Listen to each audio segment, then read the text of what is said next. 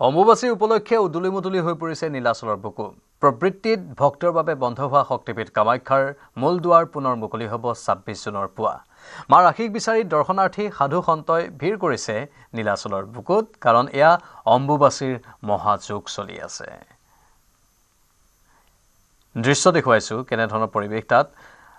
সন্ধিয়াৰ সময়তো আমাৰ সাংবাদিক গৈ তাত উপস্থিত হৈছে আৰু নিশাৰ ভাগলৈকে পৰিৱেশবোৰ দেখুৱাবলৈ সাজু হৈছে। আৰু তাৰ পৰিৱেশবোৰ নিৰন্তৰ গতিত নিউজ ১৮ দেখুৱাই আছো। বৰ্তমান আমাৰ সাংবাদিক ভাস্কৰ জ্যোতি শইকীয়া লাইভত আছে। ভাস্কৰ, পৰিৱেশ স্বাভাৱিকতে বৰ্ণনা কৰিবলৈ এই মুহূৰ্তত সঁচাকৈ এটা বিশেষ ক্ষণ বৰ্ণনা কৰি আমি পাৰাপাৰ নাপাম, হয়তো আপোনাৰ জৰিয়তে গোটেই দৃশ্যবোৰ চাব বিচাৰিছোঁ। যি কামাখ্যা ধামৰ আসলে নীলাচলৰ বুকুৰ পৰা নিশাৰ পৰিৱেশ আসলে নৈসৰ্গিক পৰিৱেশ লৈ মই সমগ্ৰ ভিজুৱেলছ যিখিনি আসলে দৃশ্য আমি দেখাবলৈ লৈছোঁ, এয়া সতীৰ্থ প্ৰভাসে দেখুৱাইছে হাজাৰ হাজাৰ ভক্ত নিশা প্ৰায় ৯:৩০ বজাত 10 বজাতো দেখা পোৱা গৈছে। হাজাৰ হাজাৰ ভক্তই আচলতে ভিৰ কৰা দেখিবলৈ পোৱা গৈছে এই নীলাচলৰ বুকুত। আৰু এনেদৰে পুৱাৰ ভাগৰ পৰা পুৱা ৫ বজাত যেতিয়া আচলতে ইয়ালৈ বা ভক্তসকলক আহিবলৈ দিয়া হয়, মা কামাখ্যা ধামৰ যি নীলাচলৰ বুকুলৈ আচলতে ভক্তসকলক আহিবলৈ দিয়া হয়, সন্ধিয়া ৬ বজালৈকে তেওঁলোক আহিব পাৰে। কিন্তু তাৰ পিছতো এনেদৰে হাজাৰ হাজাৰ ভক্ত ইয়াত ভিৰ কৰা দেখিবলৈ পোৱা গৈছে। এফালে যদি সাধু সন্তসকলে নিজৰ টপ জপত বহিছে সমান্তৰালকৈ, আন এফালে কিছু লোকে মাৰ যি আচলতে গীত মাৰ গীতত আচলতে মুখৰিত হৈ পৰিছে। সমান্তৰালকৈ আমি দেখুৱাইছোঁ সেই ভিডিঅ'সমূহ হাজাৰ হাজাৰ ভক্ত আচলতে ইয়াত ভিৰ কৰা দেখিবলৈ পোৱা গৈছে।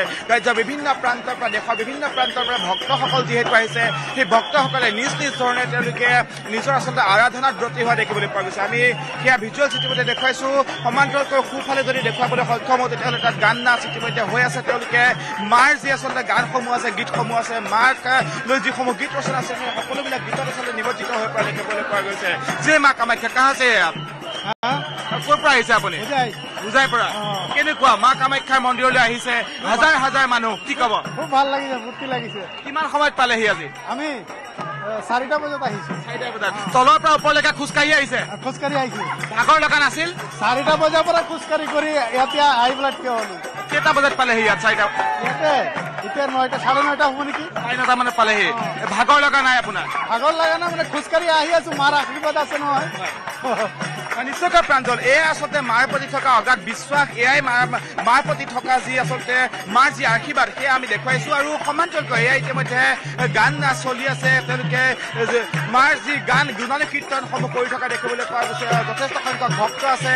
এই ভক্তসকলৰ সৈতে কথা পাতিবলৈ যত্ন কৰিম, তেওঁলোকৰ সৈতে গানসমূহ শুনিবলৈ যত্ন কৰিম। আৰু ইতিমধ্যে দেখুৱাইছো ৰাজ্যৰ লগতে দেশৰ বিভিন্ন প্ৰান্তৰ পৰা ভক্তসকল আহিছে। সেই ভক্তসকলৰ সৈতে আমি কিছু কথা পাতিম, তেওঁলোকৰ পৰা মন্তব্য ল'ম, তেওঁলোকৰ সৈতে কিছু কথা পাতিম। जय माँ कामाख्या। जय माँ कामाख्या। कहाँ से है आप? पुणे से। पुणे से। कैसा लगा वो माँ कामाख्या का पवित्र भूमि में आके, कैसा लगा आपको? बहुत अच्छा लगा, माँ कामाख्या के मंदिर आके बहुत अच्छा लगा। क्या बोलना चाहेंगे मैम? माता रानी के दर पे हर भक्ति मनोकामना पूर्ण होती है और समाधान होता है, इसलिए आते हैं। जय माँ, प्यारा है माँ का मंदिर, हम 4 साल से आ रहे हैं, हर मनोकामना पूरी करती है माँ। মা কামাখ্যা দেখুৱাইছো সেয়া পৰিৱেশ। আৰু আজি ইতিমধ্যে কৈছো যে মহা অম্বুবাচীৰ মহাযুগৰ যি দ্বিতীয়টো দিন, আৰু দ্বিতীয়টো দিন উপলক্ষে দেখা পোৱা গৈছে ভক্তসকলে যথেষ্ট সংখ্যক ভক্তৰ ভিৰ, প্ৰায় লাখ লাখ ভক্তৰ ভিৰ। পুৱাৰ ভাগৰ পৰা সন্ধিয়া নিশা পৰ্যন্ত আচলতে ভক্তসকলে ইয়াত ভিৰ কৰিছে। মাৰ পৰা একাজলি আশীৰ্বাদ ল'বলৈ ভক্তসকলে ভিৰ কৰা দেখিবলৈ পোৱা গৈছে। আমি যেনিয়ে কেমেৰা ঘূৰাও, আচলতে প্ৰভাস সিং আছে, প্ৰভাস সিঙৰ কেমেৰাৰ লেন্সত যেনিয়ে আচলতে কেমেৰা ঘূৰাই, সেই সকলো ফালে কেৱল ভক্ত, কেৱল ভক্তি আৰু ভক্তিৰ ৰসত বিলীন হৈছে মা কামাখ্যাৰ এই পবিত্ৰ নীলাচল ভূমি। আৰু নীলাচল ভূমিৰ পৰা আমি ইতিমধ্যে পৰিৱেশ দেখুৱাই আছো। এয়া হৈছে মা কামাখ্যা মন্দিৰৰ নীলাচলৰ পাহাৰ। নীলাচলৰ পাহাৰৰ পৰা আমি নিশাৰ যি মায়াজাল, সেয়া মায়াজাল দেখুৱাবলৈ সক্ষম হৈছো। ভক্তসকলৰ অকণো তেওঁলোকে ভাগৰ অনুভৱ নকৰাকৈ তলৰ পৰা কামাখ্যাৰ যি মূল গেট আছে, মূল দুৱাৰ আছে, সেই গেটৰ পৰা তেওঁলোক ওপৰলৈকে আহিছে। প্ৰায় ৩-৪ কিলোমিটাৰ খোজকাঢ়ি উৰে নিশা পৰ্যন্ত তেওঁলোক আহি আছে। তেওঁলোক পুৱাৰ ভাগৰ পৰা আহি আছে। কিছু কিছু লোকেতো ৪-৫ ঘণ্টা পৰ্যন্ত অতিক্ৰম কৰি আচলতে তেওঁলোকে এই মন্দিৰত উপস্থিত হৈছেহি। আমি সেইসকলৰ সৈতে কথা পাতিবলৈ যত্ন কৰিছো, ভক্তসকলৰ সৈতে কথা পাতিবলৈ যত্ন কৰিছো।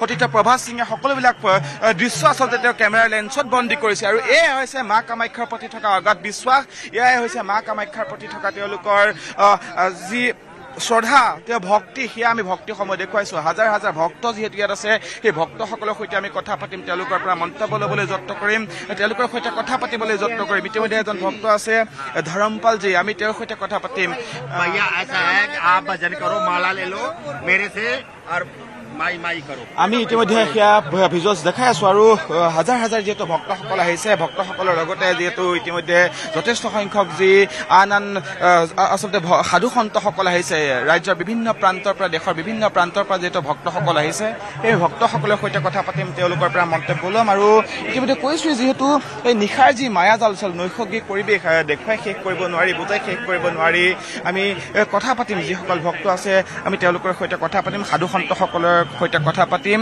তেওঁলোকৰ পৰা আমি জানিবলৈ যত্ন কৰিম নমস্তে জয় মা কামাখ্যা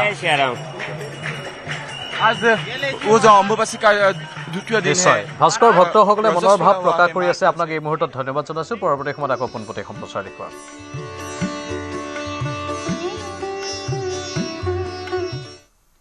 মেঘালয়ৰ হনিমুন হত্যাকাণ্ডত আৰু এজনক গ্ৰেপ্তাৰ কৰা হৈছে শিলম জেমছ নামৰ এজন ব্যৱসায়িক গ্ৰেপ্তাৰ মেঘালয় আৰক্ষীৰ প্ৰমাণ লুকুৱাই ৰখাৰ অভিযোগত গ্ৰেপ্তাৰ শিলম জেমছক 23 মেত ৰাজা ৰঘুবংশীৰ হত্যাকাণ্ডৰ পাছত ইন্দোৰৰ হীৰাবাগ কলনীত এটা ফ্লেটত আত্মগোপন কৰিছিল সোনমে ফ্লেটৰ গৰাকী শিলম জেমছে সোনম গহনা আৰু এটা বেগ সোনমৰ লুকুৱাই ৰাখিছিল ইতিমধ্যে ফ্লেটটোৰ নিৰাপত্তাৰক্ষীকো সোধপোছৰ বাবে আটক কৰিছে মেঘালয় আৰক্ষীয়ে এই পৰ্যন্ত ৰাজা ৰঘুবংশী হত্যাকাণ্ডৰ ঘটনাত 6জন অভিযুক্তক গ্ৰেপ্তাৰ কৰাৰ লগতে এজনক আটক কৰিছে মেঘালয় আৰক্ষীয়ে ইতিমধ্যে ৰাজাৰ 5 হত্যাকাৰীক 14 দিনৰ ন্যায়িক জিম্মালৈ প্ৰেৰণ কৰিছে আৰক্ষীয়ে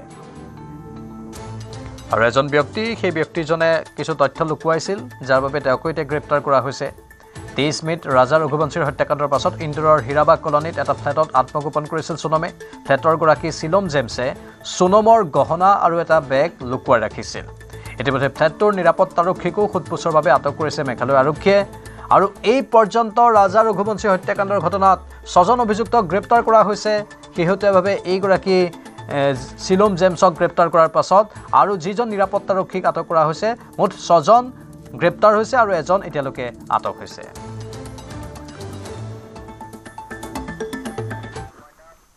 এয়া আছিল আজি ছুপাৰ প্ৰাইম নমস্কাৰ